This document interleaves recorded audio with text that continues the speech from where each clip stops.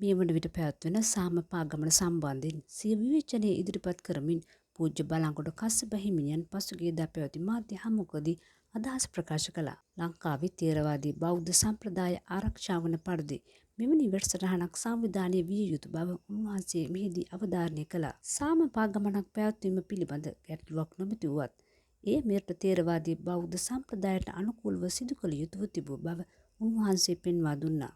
බෞද්ධ ප්‍රබෝධයක් ඇති කිරීම සඳහා මෙම පාගමන බෞද්ධයන් හීන උතුරු හා නැගෙනහිර පළාත් ආවරණය වන පරිදි පැවැත්විය යුතුව තිබූ බව උන්වහන්සේගේ අදහසයි. විශේෂයෙන්ම තිරිසන සතුන් සමග පාගමන යාම බෞද්ධ ඉතිහාසයේ කොතනකවත් අසා නොමැති බවත් සතුන්ට සිවුරු පෙරවීම කිසිසේත්ම අනුමත කළ නොහැකි බවත් උන්වහන්සේ පැවසුවා.